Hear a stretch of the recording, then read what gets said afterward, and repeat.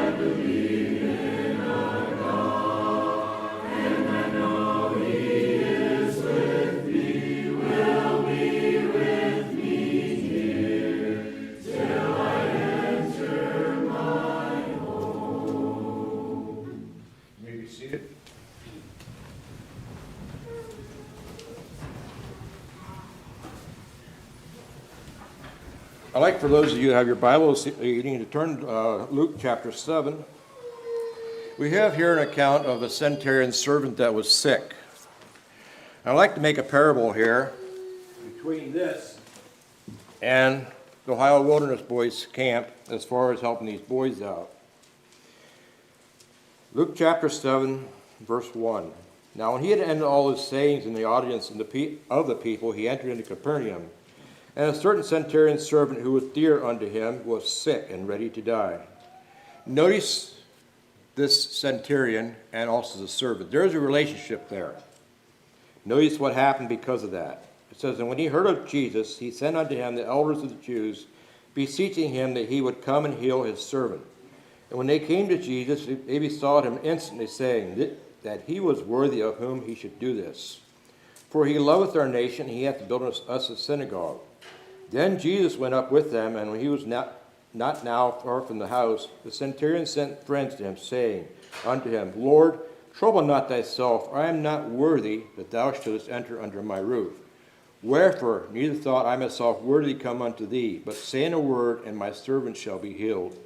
For I also am a man set under authority, having under me soldiers, and I say unto one, Go, and he goeth, and to another, Come, and he cometh, and to this servant, Do this, and he doeth that.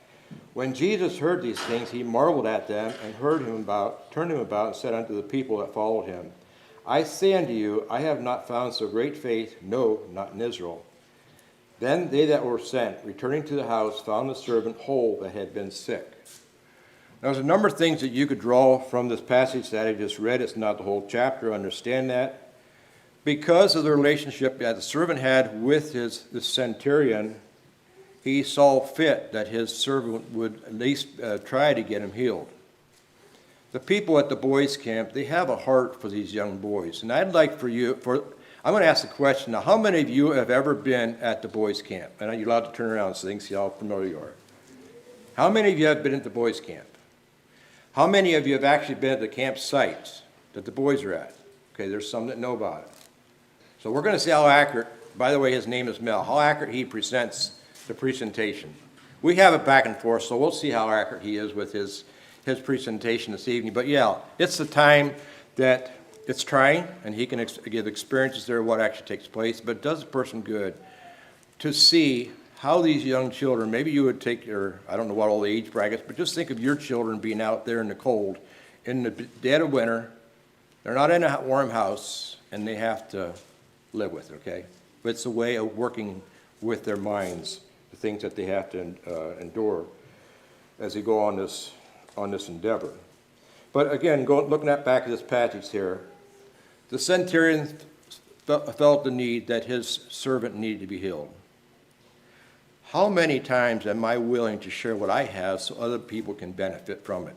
Not that I have a lot to offer, but what do I do for the gospel's sake that other people can enjoy life? I'm not planning getting far to talk a whole lot about this. My understanding is Mel has a lot to present tonight, and possibly his voice he thinks might give out. I told him God's grace is sufficient. So pray for him as he actually presents this. But he did consent to have children's class, so I'm going to ask the children to come forward here, and I asked them what, he says from 2 to 12. Now, we normally don't do that, so the 12-year-olds can still listen back there. I don't know what age they normally come, but those that normally come to children's class, you can come and sit in my right side here. And he's going to have the children's class then. After this here, Mel will be given a presentation, and he does feel better by people, being surrounded by people. So he feels better if you move up here this way. If you have problems seeing up there when he has a presentation, you're welcome to do that. He would feel better as you can't see what's actually on the board, because really that's what it is. He's trying to present what they're doing there. So if you can't see, after this here, feel free in moving up. You don't have to be embarrassed.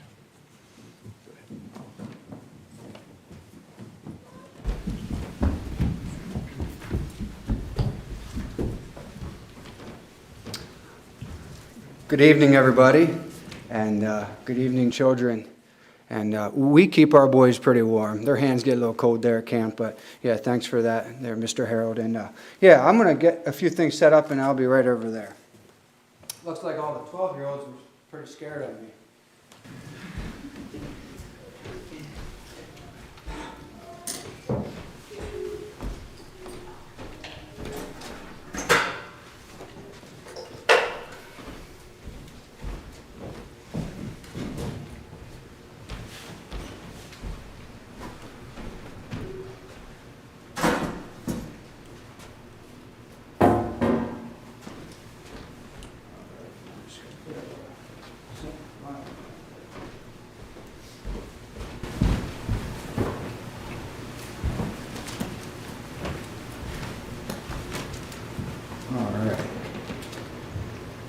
Well, good evening, children, and this evening I would like to talk about the armor of God and also give you a little demonstration of it. So, first off, you have to understand to need armor, you have to have an enemy.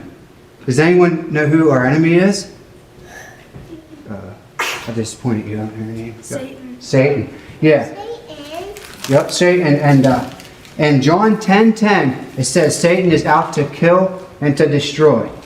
And that's our hearts, He wants to make us bad and get us to go to hell. And in that way, he would kill and destroy us.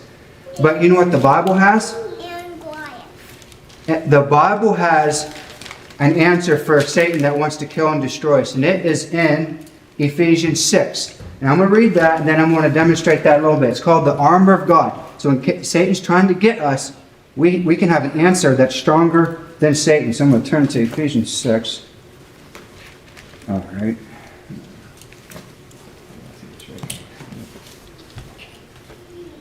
All right. Ephesians 6:10 says, "Finally, my brethren, be strong in the Lord and in the power of his might. Put on the whole armor of God, that you may be able to stand against the wiles of the devil. For we do not wrestle against flesh and blood, but against principalities and powers, against the rulers of the darkness of this age, against the spiritual hosts of wickedness in heavenly places. Therefore take up the whole armor of God, that you may be able to withstand in the evil day, having done all to stand. Stand therefore, having girded your waist with truth, having put on the breastplate of righteousness, and having shod your feet with the preparation of the gospel of peace. Above all, take the shield of faith, which you'll be able to quench the fiery darts of the wicked one, and take the helmet of salvation and the sword of the Spirit, which is the Word of God." Okay, so what I want to kind of focus on is one part of that. Now, if you ever heard of Pilgrim's Progress, it's a story. This boy, and they talk about, they kind of make an example of the Christian life out of like a soldier, and he eventually gets his armor, and he had a sword and helmet and everything, and he fought against Satan and a bunch of bad guys in that book, just to talk about the Christian life. But tonight I kind of want to just talk about the word righteousness. So it's the breastplate of righteousness I want to talk about. And one way that you can fend off Satan is do what's right, righteousness. And by doing what's right, okay, first off, you got Satan, and he's going to try to get you to not do what's right.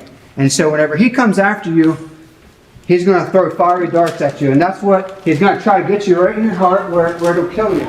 And so I have some darts here. Now, they're not very fiery, and I had to paint that thing white just so everyone could see. But Satan wants to go at us, and it might be jealousy. So what if someone has a nicer Lego set than you? Or has a BB gun and you only have a slingshot? Or they have an American Girl doll and you just have a Walmart brand or something. So he'll get you jealous. So if I can hit that hard, I'm going to try. All right. He shot us with jealousy. Stuck us right there. Maybe disrespect. Maybe you tell someone that you don't like them. That's the devil coming after us. He wants to make us disrespectful. So throw another fiery dart right into our heart. Maybe disobedience. Whenever we don't listen to mom and dad. Maybe your dad has a bunch of nice tools and you sneak them out without asking. Disobedience. And you knew you were supposed to ask. And you got attacked by Satan. Satan's behind all evil. But what you need is the breastplate of righteousness. Do what's right. So, this is the breastplate of righteousness. It would be somewhere like this on you. Now, I'm going to have to lower this something out here.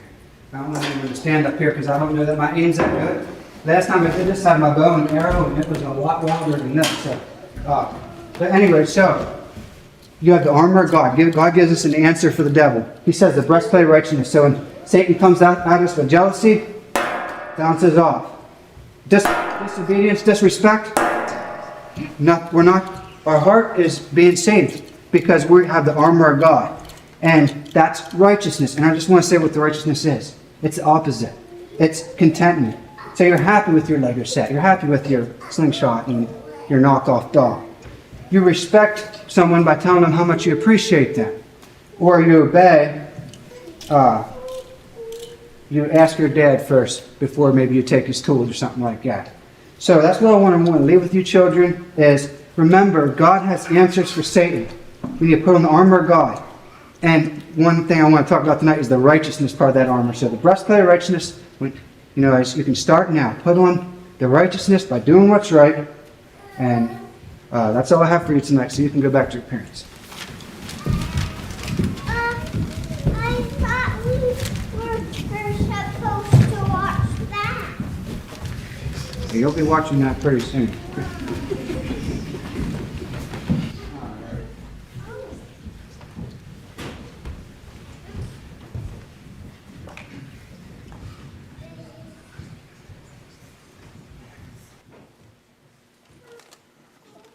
All right, yeah. I guess I'll be getting started here. Do we dim the lights, or are we just rolling like this? One second here. I want to see everybody so don't turn all the lights off, okay? I can see everyone fine. I often like to start with the question, how many of you all made your bed today? I'm expecting to see a lot of ladies and more than guys. Okay, we've seen a lot of hands there. That's amazing. Now, one more question. How many of you all think it's important to make your bed? Okay, you're all raising your hand. You're saying the right thing, and that's good, because I do want to talk about that a little bit later on. So I just wanted to see how we're all doing. I've ran into some schools or a few places where not so many hands were up in the air, but anyways, I want to talk about the works of righteousness will be peace. And that's our theme verse at camp. That's what's on the back of some of our shirts. That's what maybe the boys hear the most of. The works of righteousness will be peace. And so, yeah, to get started here, I'll just introduce myself.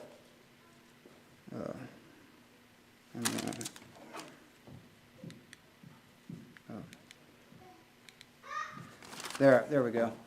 So yeah, I'm introducing myself tonight just because my wife isn't here, so that's why that picture's up there. I'd skip over that if we were all here, but yeah, my wife's not here tonight. She's at home, and she may be watching, so if you're watching, I hope you're doing good and Ivy's feeling better. But yeah, I got Will and Brooke with me tonight, and that's my wife Emma and Ivy. Ivy's sick, and by the way, I was supposed to be here in January, and yeah, thanks for giving me a pass on that. I was feeling so bad. And that Friday morning, I woke up and I was feeling so good. And it hit me so fast. I was shaking and feverish. And the last thing I felt like doing was going somewhere and talking. So, but yeah, it's good to be here tonight. Now, I need to keep things moving. So we're going to go into two videos. These two videos I share with people because I just think it gives a good introduction to camp. So the first one is just a short, 2-minute one. So you can go ahead and watch it.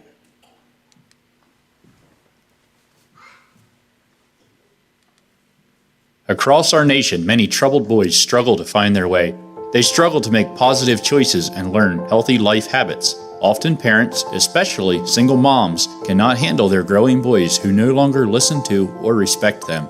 Hurting children often find it difficult to cope with the pain from their past, instead acting out inappropriately towards those who have chosen to love them.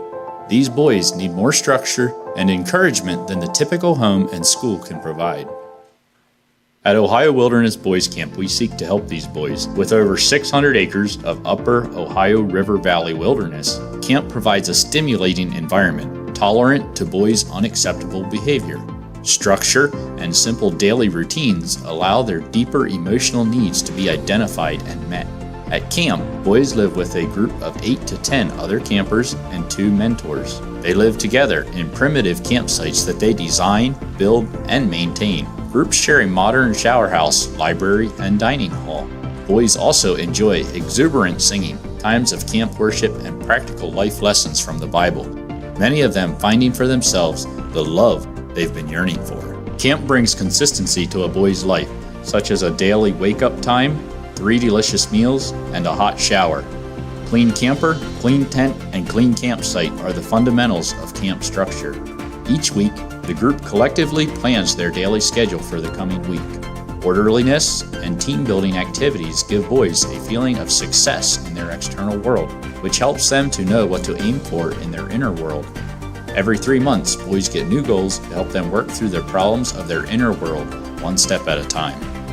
To live at camp is to be learning, and the boys gain many new life skills. Camp's life-wide educational model involves learning to plan and cook meals for the group, to save, budget, and wisely spend money at the camp store, and writing heartfelt letters home. The woods are full of amazing critters and plants with many opportunities to study and write articles about. Best of all is sharing what we learn with others. Each night before bed, the group takes time to evaluate their day. What was good? What could have been done differently? What will we do better tomorrow? At peace with himself, others, and the world around him, a boy can go to sleep. Because of Ohio Wilderness Boys Camp, hurting boys are finding courage to live life with purpose.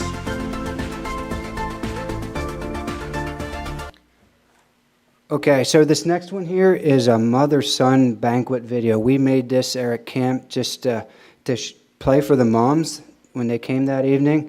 But I do feel like it just kind of shares the heart of a boy and how he wants to change. So that's why I want to play this one yet real quick for you, and then the rest is going to be a slideshow.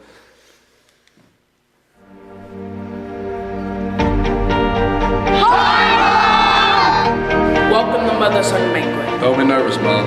It's just me, your son. It's okay, I'm nervous too, but I'm doing this just for you. I really don't like wearing this suit and tie, but I hope you think I'm a handsome guy. I'm at camp. Camp is a chill for the wood. Camp is a path to change. Camp is a road of life. The road I was on was very bumpy. I was often mean, lazy, and grumpy. I was lost. I didn't know which way to turn. My love felt like crash and burn. I now see I have much to learn. I want to become a good man. I'm trying, Mom. I really am. But how do I become a good man? I know. Good attitude, group work, goals, good plan. Camp is good, but the road is long. It really helps when I sing a song.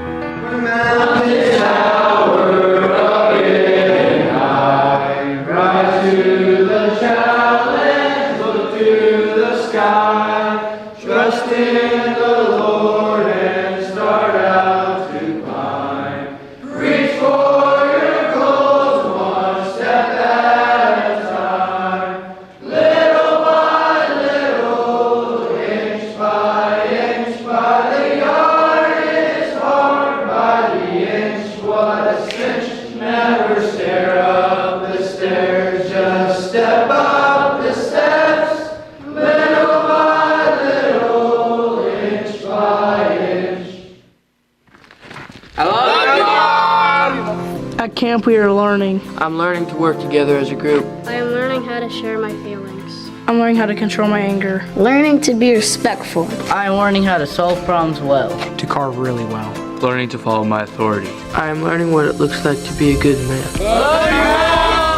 I want to say thank you, Mom. Mom, thank you for keeping a roof over my head. Thank you for taking care of me when I was sick or injured. Thank you, Mom, for buying me clothes. Thank you for teaching me about God. Thank you, Mom, for not giving up on me. For helping me when I was mad. Mom, I like your spaghetti. Thank you for taking me to King's Army. Thank you, Mom, for buying me these shoes. You were there for me when times got hard. Thank you for feeding me and loving me. Thank you, Mom, for adopting me. I loved when he took us out for Chinese food every week. Thank you for changing my diapers 1,000 times.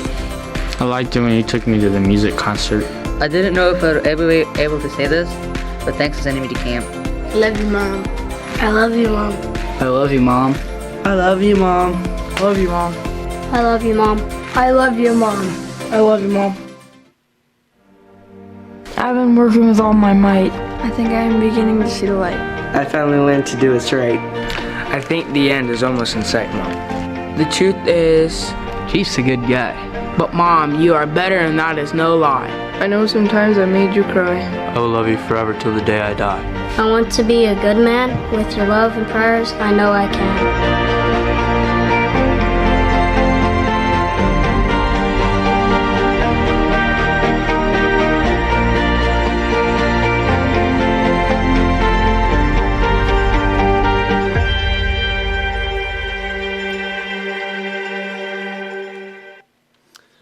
All right, now I get to tell you about camp, and I love doing that. I'm excited to be here tonight. Before I forget, I'd like to recognize a few people. I get to work with some amazing people, and there's some here tonight. So the Kent Summer family, thanks for being here. And also Chief David and Miss Tina. Chief David was an Explorer Chief, and now he's a supervisor there. And it's very good to have you all supporting me here tonight as well. And also recognize real quick here, Mr. Ray Shawm and so many others who have impacted my life and everyone at camp. Ray I got to know him through seeing him at camp a couple times a year, but then also at our church. He helped get our church established. And I can't go around mentioning you all by name, but thank you all for what you have done for camp. So now I get to tell you about camp. So why camp? So first off, one of the biggest reasons is 40% of boys grow up without their real dad, their biological dad. And that is incredibly sad. And I sometimes say one of the biggest reasons we need a boys' camp is because fathers do not take responsibility for their sons. And boys without their biological father are 2 to 3 times more likely to live in poverty, become a drug user, have educational difficulties, have health difficulties, have emotional problems, have behavior struggles. You know what that looks like: outbursts. You got anger, defiance, just disobedience, insubordination, introversion. You maybe don't like being around people, or you kind of just go into this shell that's hard to crack, or running from your problems, running away. We are actually one camp of I think around 9, and there's just a map with a bunch of other camps on it, but you all probably have heard of Bald Eagle and Allegheny. Yeah, we're about the same thing here in Ohio. All right, when you come to camp, we got ourselves a new little archway. I think that looks pretty good, so that kind of welcomes everybody to camp. So I'll just show you the property here a little bit.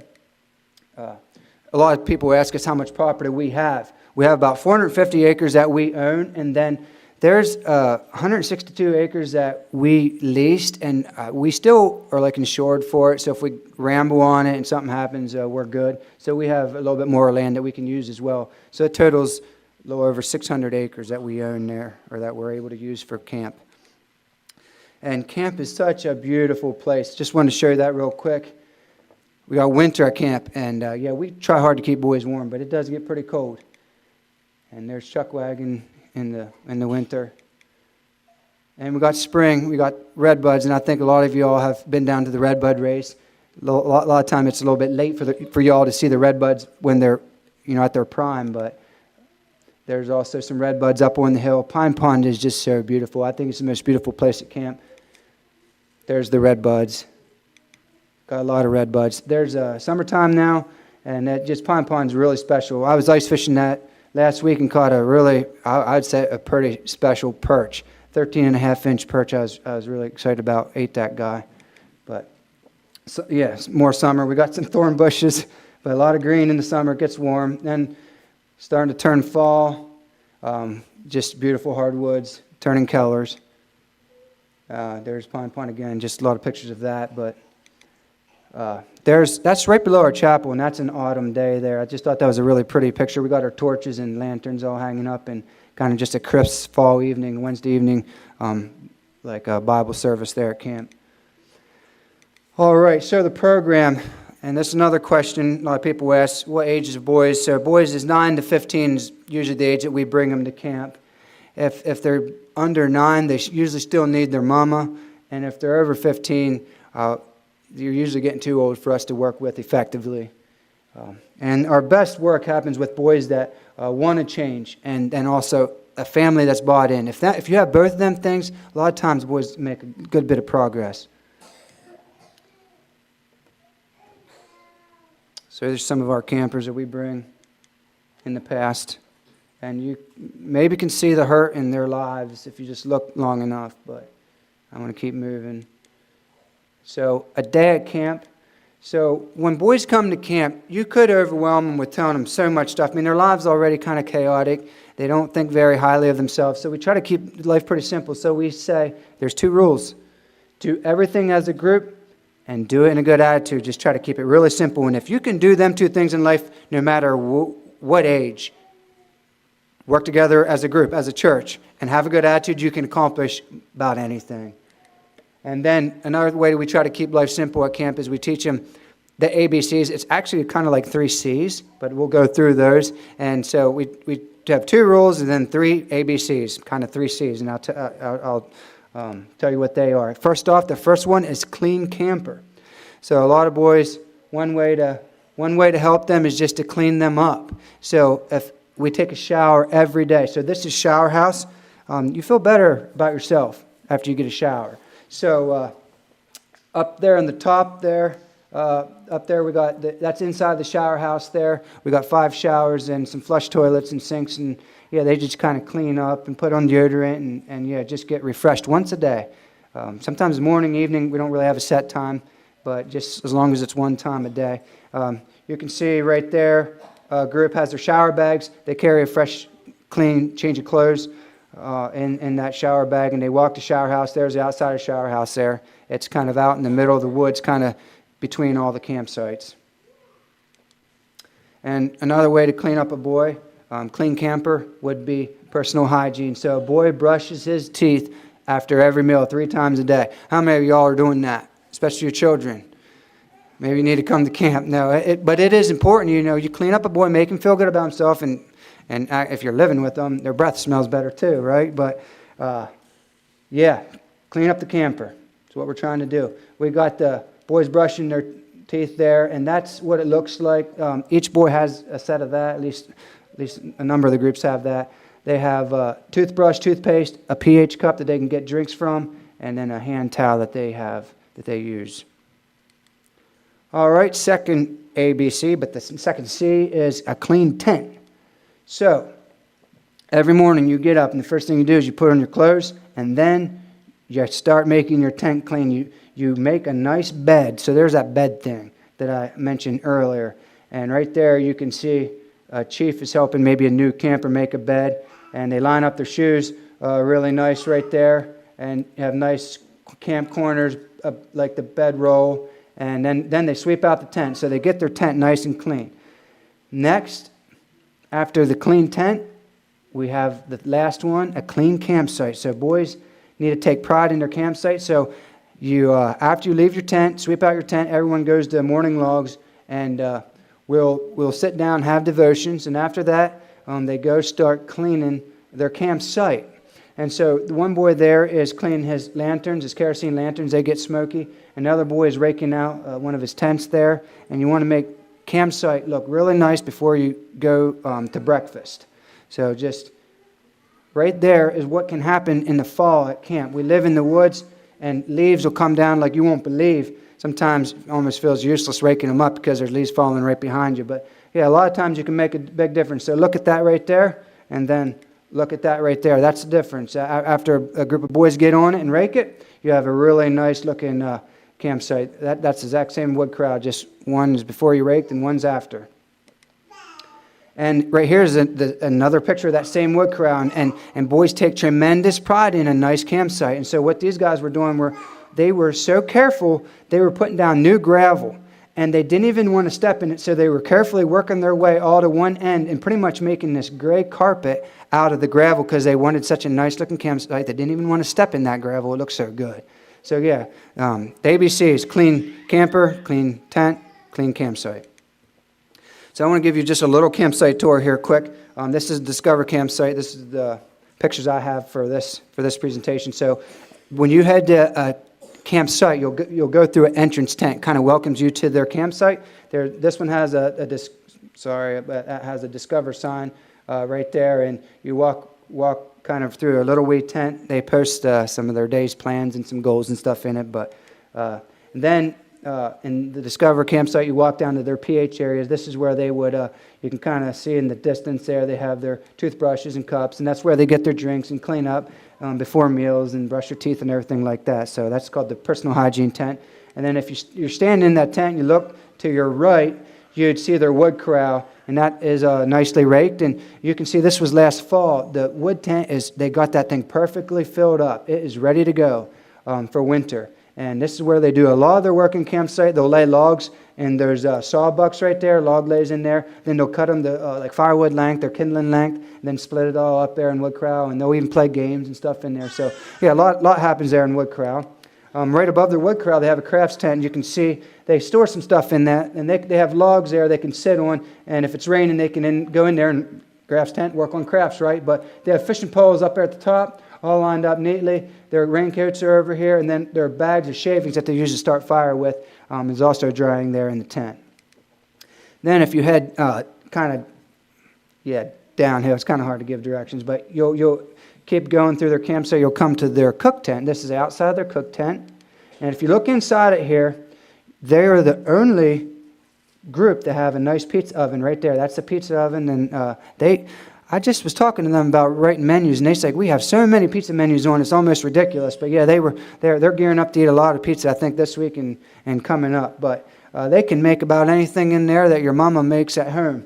They make pizza, they churn hand-cranked ice cream, cakes. You can fry about anything with fire in a Dutch oven. So yeah, they make a lot of good food in their cook tent. And they're in cook tent 2 days a week, and I'll talk about that maybe a little bit later. But that's where they eat. They have a chuck tent. This one has a floor in it. And my OCD, I think I took a couple pictures. And see that piece of sandpaper there? That shouldn't be there. See what's laying on that stove there? That shouldn't be there either. And I remember cleaning that sandpaper off and taking pictures, and somehow I got the sandpaper picture on here, so I'm not sure why.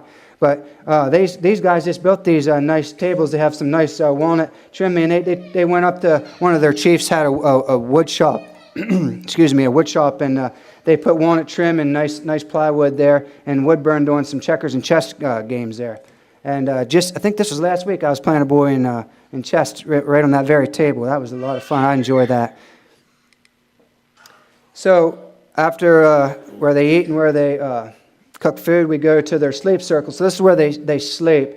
And right down there is the 3 sleep tents, and that's where the campers sleep at night. And then they also every day take a 30-minute siesta after lunch in their tent. So if you go inside one of their tents, they have a stove, and they'll winterize it, put plastic up so where they stay pretty warm. They get maybe a little bit chilly, but it's probably good for them. But yeah, for the most part, they stay pretty cozy, get a lot of blankets there, and so every tent, they also have their clothes in a foot locker, and we have them fold their own clothes. And this is a camper's foot locker, and look how neat that is. I think that's probably about as neat as, I would say that's probably neater than all you children's dressers, right? And your mom might have to work pretty hard to be that neat. But yeah, they can fold clothes. This is Chief's tent, and so I actually go back right there, Chief's tent. I'm standing on Chief's tent porch, so he can kind of see down and in all the tents, just kind of make sure all the boys are in bed and stuff like that. So Chief's tent sits up a little higher, and the 2 chiefs that work together when they're on duty sleep in there. Okay, we're going to jump from the campsite and head up to Chuck Wagon. This is kind of what we call central area, it's where camp kind of runs. It's where our office is at this point as well. And boys, we try to keep Chuck Wagon a really good place. Boys love Chuck Wagon. So they come up there three times a day for 5 days a week and eat all their meals in Chuck Wagon. It's just more pictures of Chuck Wagon. And when a group comes up to eat a meal, they first off have to get to these logs. So these are called sitting logs or ready logs. And they sit here on these logs and they try to get set up, get a plan for doing Chuck Wagon well. And then whenever a supervisor calls and says it's time for table setters, they'll send in 2 boys to set tables.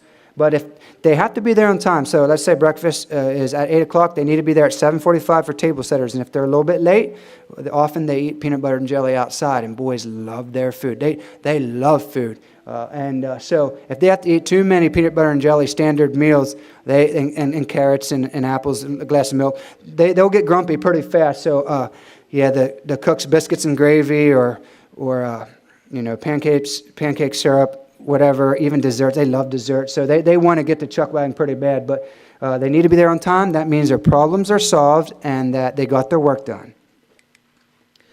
2 boys are in setting tables there. And then after the table is set, supervisor will call. He'll say breakfast time or come and get it. And the groups will all come in, shake supervisor's hand, and then line up around their table. We'll have prayer. And this is inside a Chuck Wagon. We'll sit down. Right now, we often do have a really cozy fire burning there in Chuck Wagon, open hearth. I love that thing. That thing is just, it's therapy for me. It's fun to run that fire. It just makes Chuck Wagon feel a lot more cozy. But one boy will go over and get his food there from the doors, from the kitchen. And you'll sit down and eat. This looks like an amazing breakfast here. Looks like, because there's apple juice, it looks like they're in the corner. And then that looks like homemade donuts. Something I could about eat right now. But yeah, they're enjoying a good breakfast there in Chuck Wagon. After we eat, we're in Chuck Wagon about an hour. So we eat for around 20 to 30 minutes or so.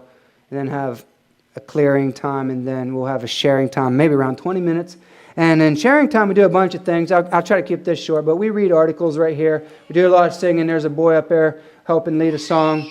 And then, yeah, you can see the spirit. They're raising their hand. We're going to answer their hands, and they're going to tell us, hey, caught a frog today, or hey, this morning we did this. We went swimming or caught a bunch of firewood. They'll just share about their day. Supervisors read books, sometimes some very interesting stories. We'll just have a nice sharing time with all the other groups in there, just talk about our day. In the morning, we might even have a little Bible verse to devotional and stuff like that.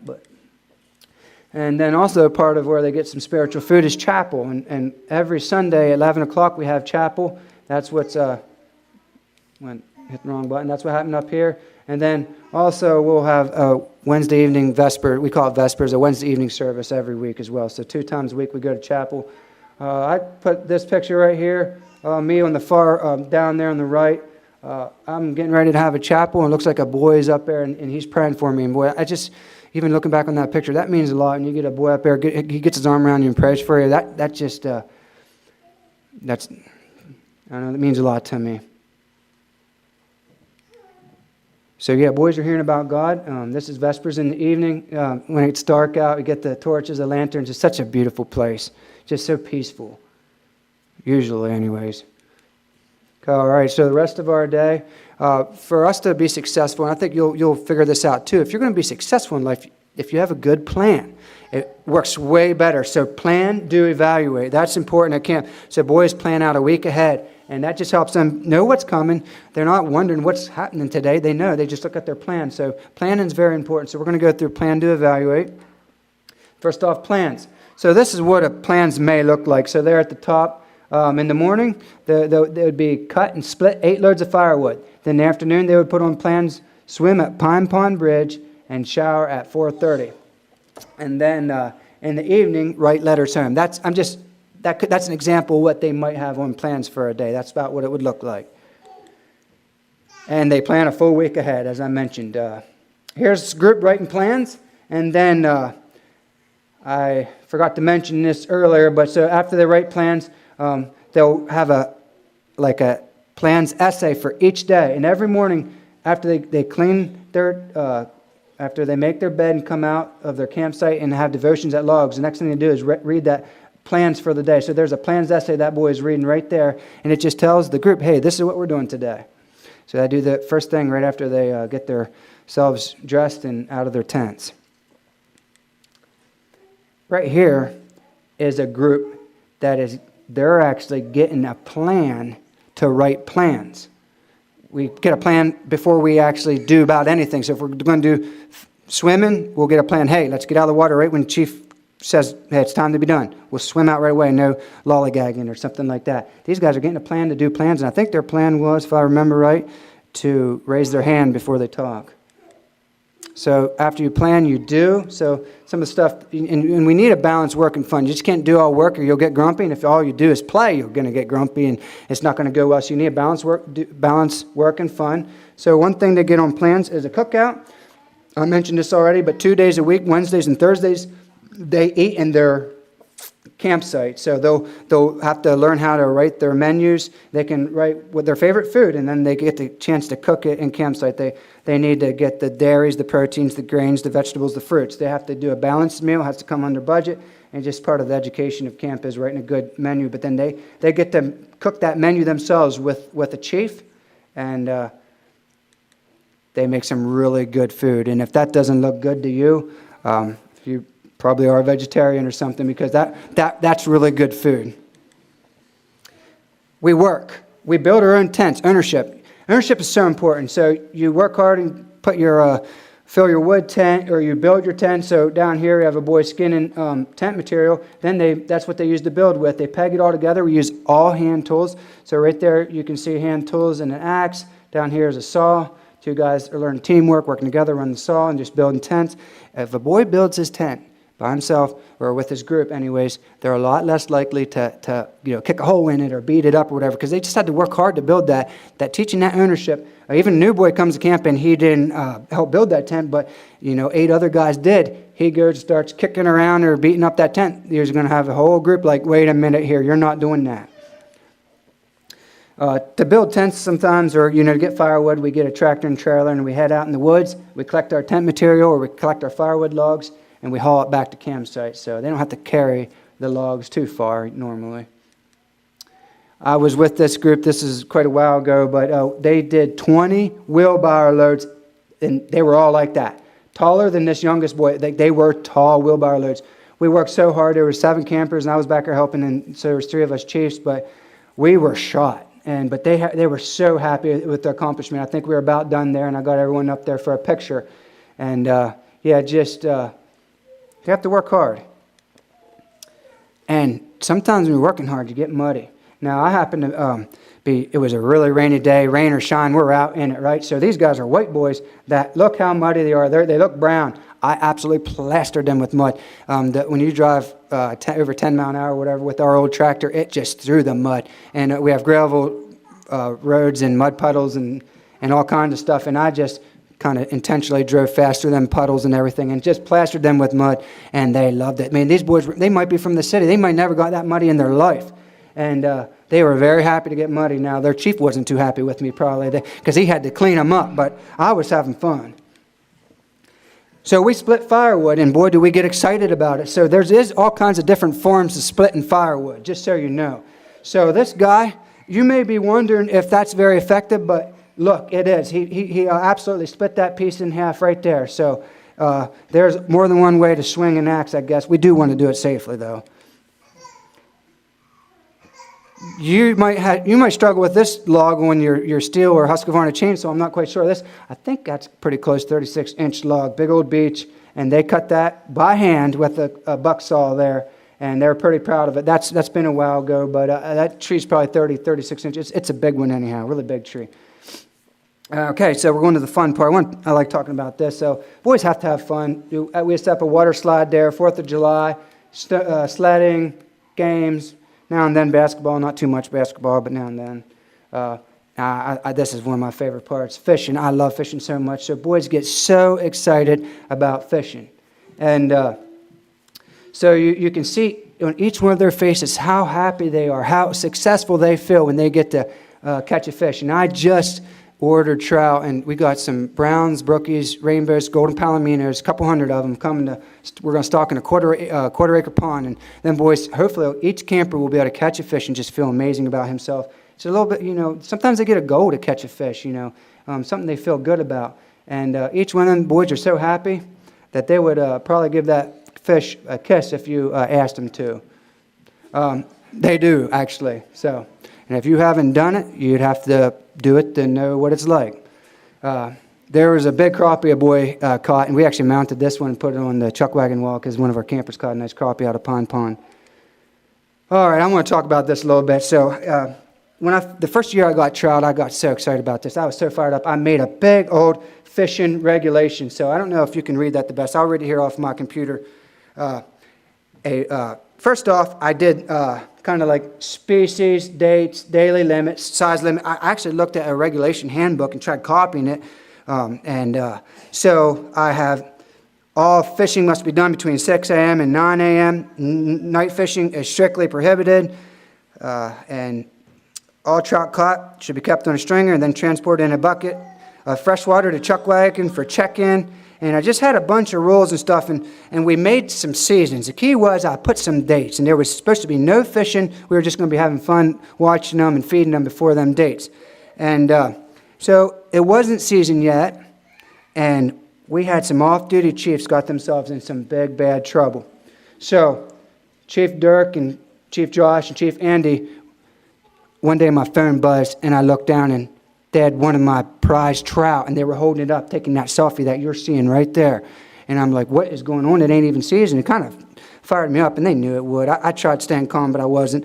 And I was like, what's going on here? So I decided, you know what? They're just trying to poke fun at me, and they knew it wasn't season. They just wanted to kind of stir the pot a little bit. So I was like, I'm going to get them back. So I posted these wanted for fish poaching all over camp, and I wrote a reward of more trout for you will be paid for the capture of poachers Anderson Beachy, Joshua Yoder, Dirk Barkman, and Following the perching of one quality trout, Beachy, Yoder, and Barkman proudly showed this picture of their preseason fishing catch. Warden Melvin Landis has this proven evidence in hand and is ready to prosecute. Now, down here, you probably can't read this, but right there, you know what that says? That's my name. That says Melvin Landis, and right before that says OWBC Aquatic Manager and Enforcer Officer in Chief Melvin Landis. I wanted to make sure that it was clear that I was in charge, and they captured a fish. And here what them guys actually did, they netted the thing. They actually threw fish feed in there, and they didn't even use a hook, and they kind of cheated it a little bit, but they netted the thing and never even really hurt the thing. But you know how I had them solve their problem? We had to take care of it, and I had them three guys get up in chuck wagon in front of all the boys, and I had them sing, "Will you be free from your burden of sin?" And that was a problem solved. We went down to the Ohio River one night, and we thought we were catching a giant, and a boy pulled up that big old turtle there, and we never did catch that other catfish over there, but we don't do that too often. But I was down to the Ohio a few times with boys. So after you work, have fun, do your day, for you to get the benefit out of a day, evaluating is very important. So the main evaluation, you evaluate throughout the day after your work schedules, after your games, make sure that we're all good attitudes and stuff. But, you know, at the end of the day, you sit down with your group right before you go to bed, look at a fire and reflect on your day and try to keep it pretty positive. You just want to talk about, hey, maybe we didn't do so good with this, but what did we learn? And what can we do better? And maybe we'll recognize, hey, a boy, he did better today. He's completing his goal. Maybe he accomplished something. You want to recognize that. You might sing a song, have a word of prayer, and then you go to bed. But evaluation's very important for being successful. All right, I want to go through this pretty quick. We have a nice library at camp, and we got a lot of good books for boys to read. There's a boy reading the Bible, and another boy, I think, reading a storybook. There's trading post. Part of education at camp is a boy gets an allowance. He has to learn to be responsible with his money. If he is wasting his toothpaste, then he'll have to keep buying toothpaste, and he can't save up for the nice Swiss Army knives, Leatherman waves, and stuff like that. So he has to replace his toothbrush, toothpaste, his soap, and stuff. And then if he can save money, he only gets $5 a week. He can get a savings account and save up money. I pay really good interest, and they can save up and buy a nice expensive carving tool or a Leatherman wave. And if you get $5 a week and Leatherman wave $75, it takes maybe 4 months or so to get there. And I'm hoping that they're learning financial responsibility. If they can save up for a Leatherman wave, maybe they can save up for a car or a house someday. And they have to write out their own checks and everything like that. So it just kind of teaches them some real life skill. Another part of camp is just the wildlife. They're always picking up lizards and catching fish, seeing wildlife. On trips, we see all kinds of new wildlife. And down here on the right, that's actually a copperhead we've seen on the Current River. It's kind of camouflaged in, but right there is a copperhead snake. They are poisonous. So trips, part of education is trips. It does more than that, but you can learn a lot on a trip anyway. So we do hiking trips and canoe trips. Occasionally a bus trip, but that doesn't happen real often. So here's a canoe trip. I was on this trip. That's why I have pictures of it. We were on the Current River, and that guy right there, he was riding in front of me. And I remember, I still remember right now, he was paddling in front of me, and I was like, hey, man, what are you going to do with God? Because I knew he was fighting God. He just wanted to party. He came from like a party culture, whatever. He just wanted to hang out with his friends. He was doing, I think, some drugs, getting into all kinds of trouble, and he just couldn't bear the fact that he was stuck at camp and couldn't go have fun with his friends. And he didn't want to surrender his life to God. And I asked him, hey, what are you going to do with God? And he's like, you know what, I don't know yet. He was kind of what we call counting the cost. But I was able to have, hopefully, a good conversation with him that day. We have structure at camp, right? We make our beds, sweep out our tents, and rake trails. Well, we lay out a nice campsite on a trip, so line up our canoes nice, set up a nice gear tarp. This is on a river trip. And then hang up, when we get to the campsite in the evening, hang up our life vests to dry. We put our tents in a nice circle or line. And here, the fishing poles are all lined up neatly around the tree, just trying to make a nice campsite. This was a cave on that river, just a big, beautiful cave we got to explore. Canoed back in it. It's blue water, blue limestone spring. You can see way down. Jumped off a little ledge. It was a lot of fun. Looked like you were jumping into about 3 feet of water, but I canoed under there and checked it, and it was like at least 10 foot deep. When you were up there and I jumped in, it was like, wow, looks like you're jumping into a pile of rocks because the water was so clean, but it was cold too. But it was Current River in Missouri, beautiful place. That's that one cave there. Just thought this picture was really pretty. Okay, keeping on moving, hiking trips. So here's a group hiking through some beautiful country. Hiking trips test your group maybe a little bit more than a canoe trip. Usually we go around 100 miles. Chief Austin here on his group, the Discoverers, on the Appalachian Trail in Pennsylvania. It was I think it was last year. No, it was 2 years ago. But we had kind of a drought there. But they went a year that we had a drought. They went on a hiking trip, did a 2-week trip roughly, went over 100 miles, and I think it rained every day on them, at least a little bit, at least sprinkled. They had such a wet trip, them poor guys. I did feel bad for them, but they were a better group when they came back home. They had to work together. That's what hiking trips are, is you carry each other's loads. So problem solving is very important at camp. This is one thing, boys, we really focus. You know, you can say we do some education. Yes, we do. But if a boy comes to camp and learns how to solve a problem, that's what it's about. So we have to identify the problem, solve it, and then we talk about it, try to prevent it. So a lot of times when you get a problem, sometimes we circle up right away, but a lot of times it takes time to get, when you're angry or frustrated, a lot of times that leads to problems. And so we have to go walking through the woods until we calm down. So we'll go hiking maybe an hour or two sometimes even. Then we'll get in a circle. And it should look about like that, a nice tight circle where you can look each other in the eye and take responsibility for your action. And hopefully at the end of the problem, we look each other in the eye and we can say sorry, or I'm going to do better next time, something like that. Now that's how a problem should look. This is how problems look sometimes. So actually that one right there was a fake problem. I just needed a good looking circle up. So I had them I had them all tuned in perfectly, but that wasn't even a problem.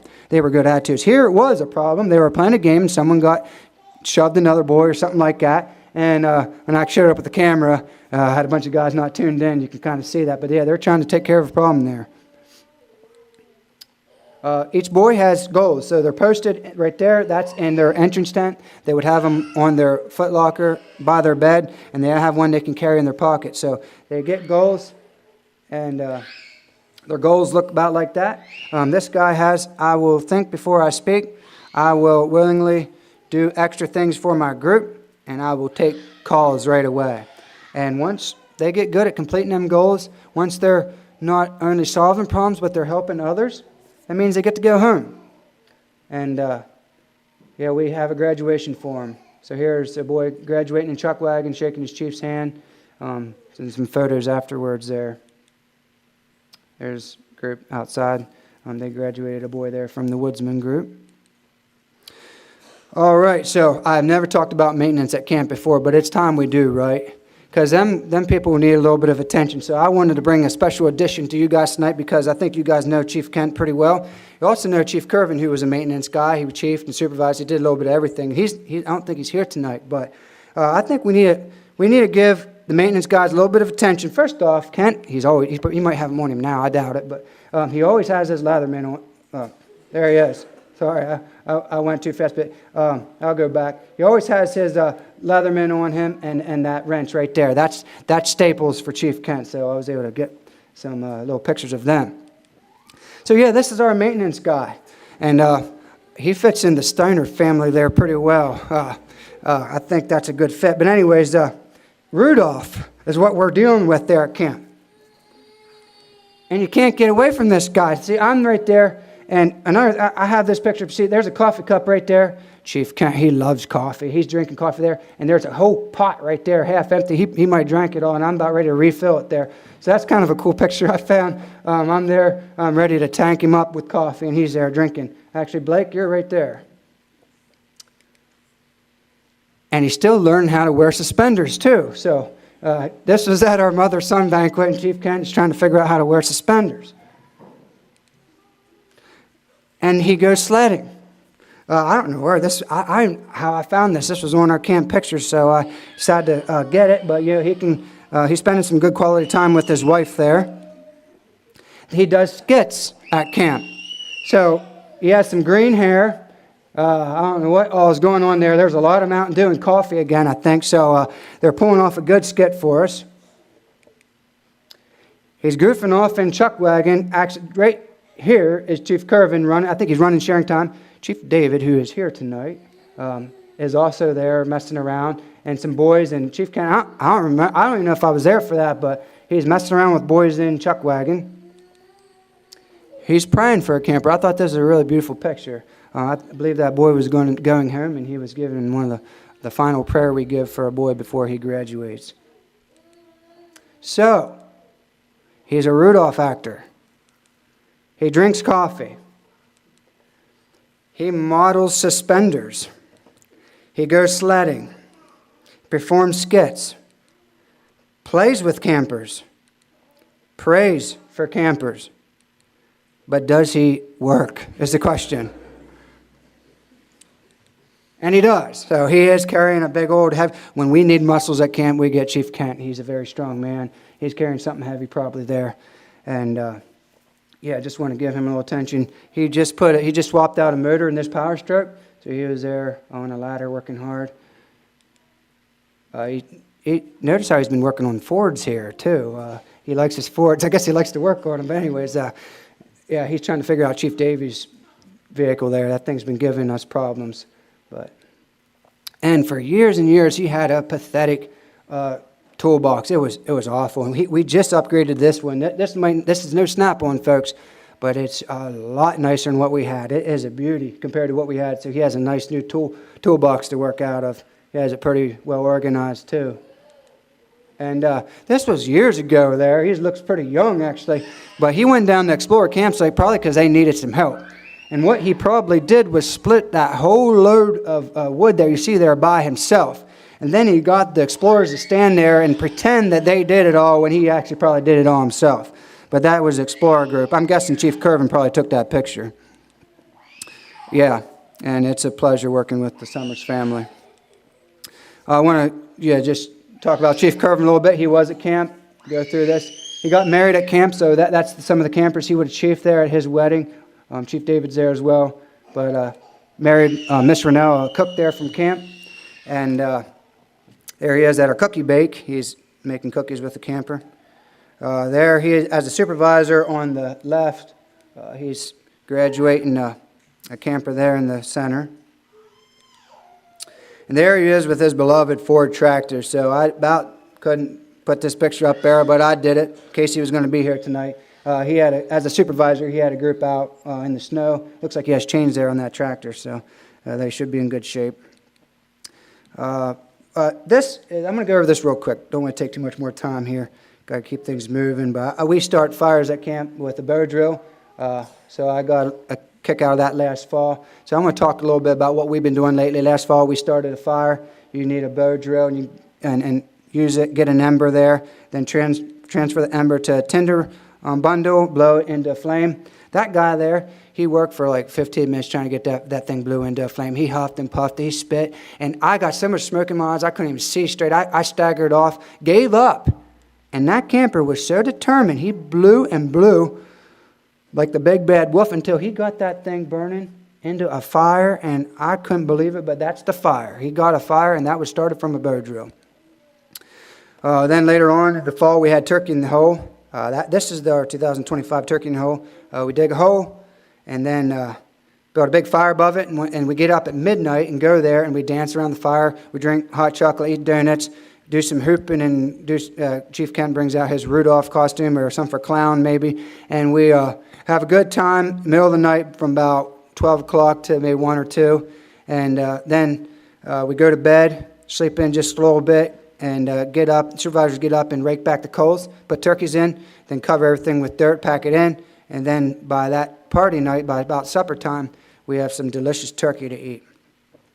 So we had a lot of Christmas spirit this year. So Rudolph, this is a different Rudolph. This is a much better looking Rudolph, maybe. I don't know. But so this is Frosty the Snowman, and our boys made him. So we had so much spirit this year, we made Frosty the Snowman, and we hung it up there on one of our elk antler or elk heads. And what that thing is actually a big old piñata.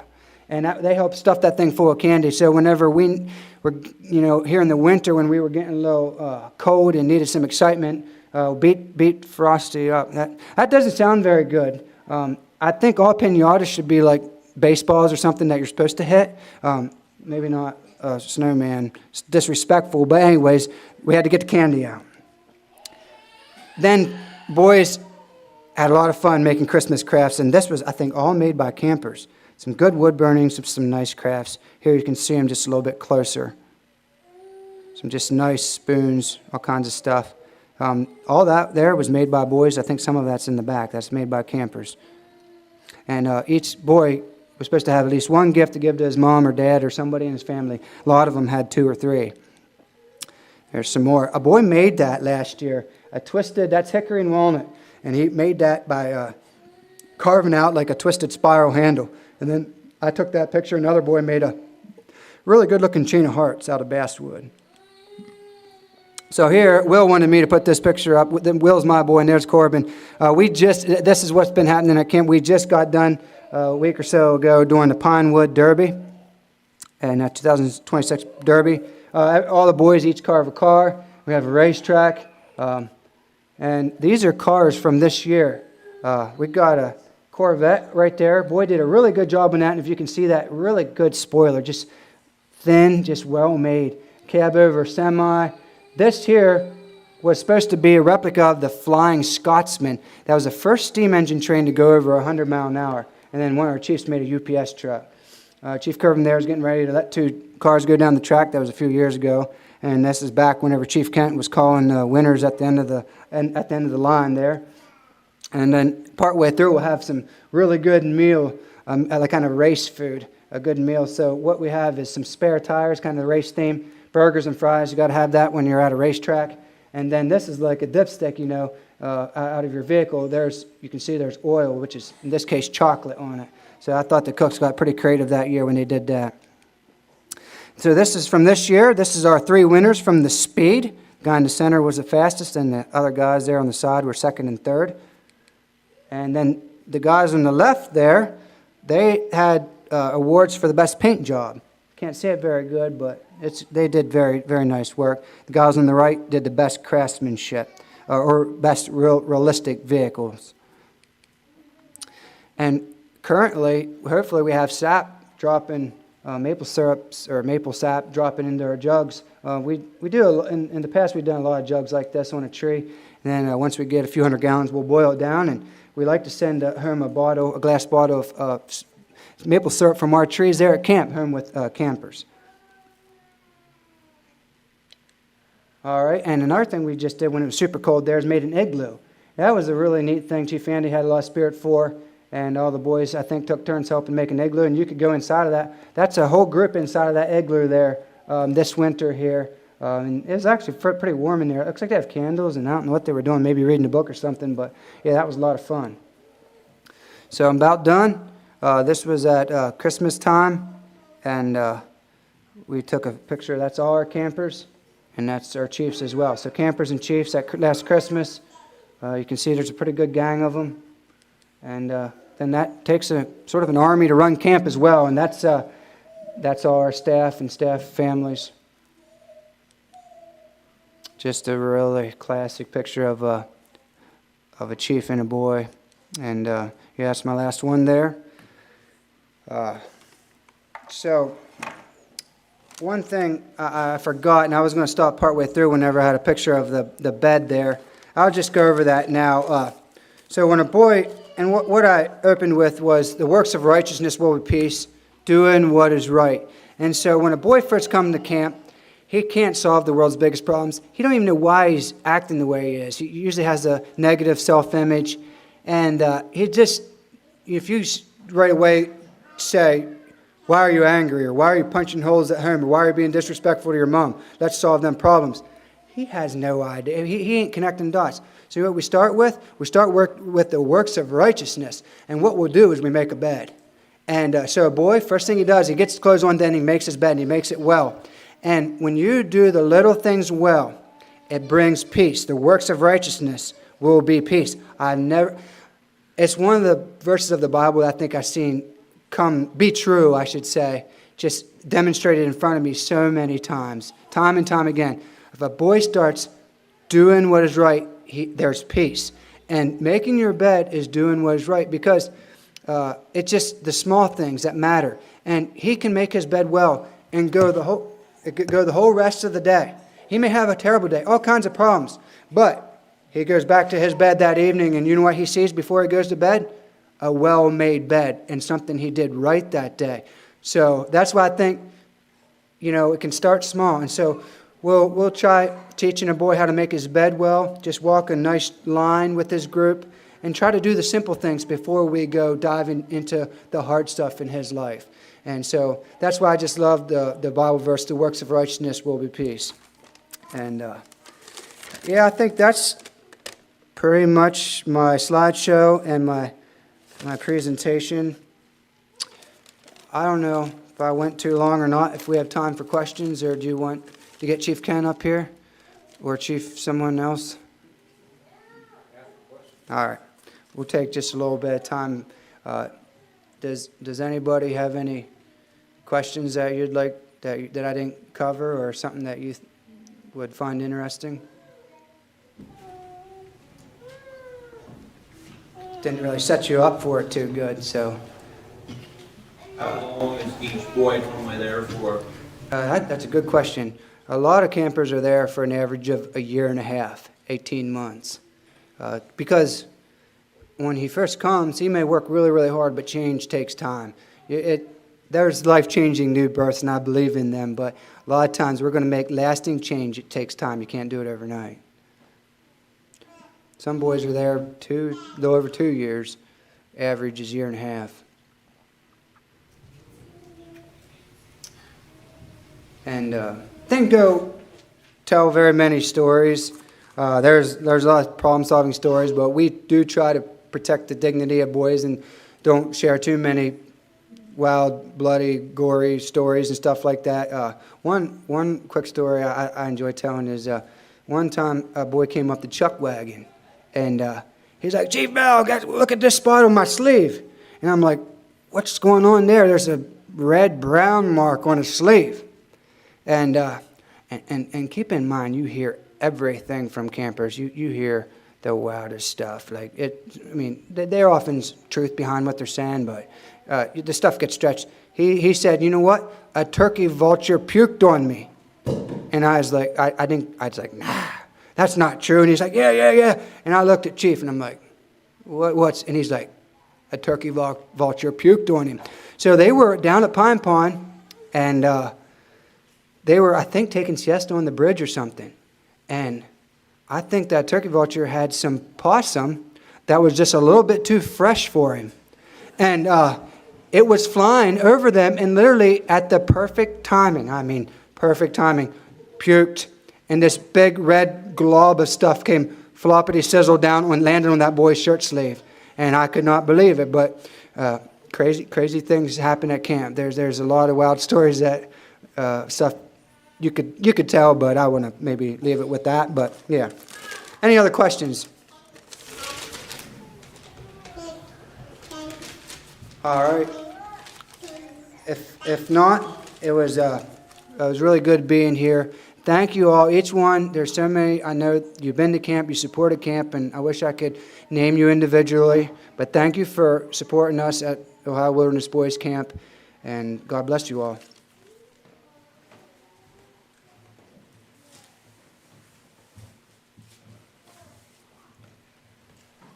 Well, thank you, Mel, for sharing. As we shared this morning, plan to take an offering up so the usher can get prepared to come receive the offering.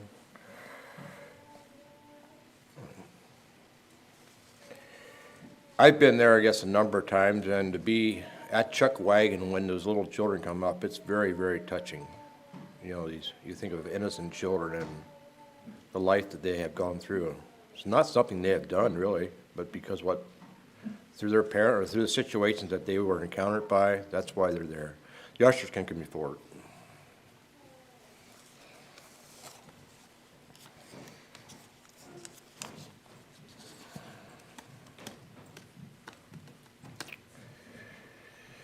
Let's pray. Our Father in heaven, we thank you again for the privilege of being here this evening, listening to what is going on at the camp. We pray we continue to be able to pray for them and give encouragement to them as they help these young boys to find enjoyment and enrichment in life. Most of all, that they will find you in their lives. May these chiefs have wisdom and discernment and discerning what needs to be done, and give encouragement to these young hearts, Lord, realizing that you have shared your love with mankind, that all men could be saved, and ultimately be that they would have their lives changed in their life as well. And continue to see the importance of helping these young boys. Continue to be with us as we go about our daily activities. As we leave this place, your protecting hand be upon us. Help us to be an encouragement to each one that we come in contact with. We ask this in Jesus' name. Amen.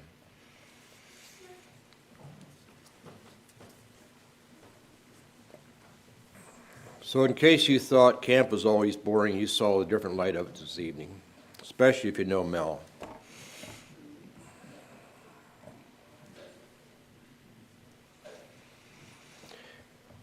Anybody have announcements that you want to bring to people's attention?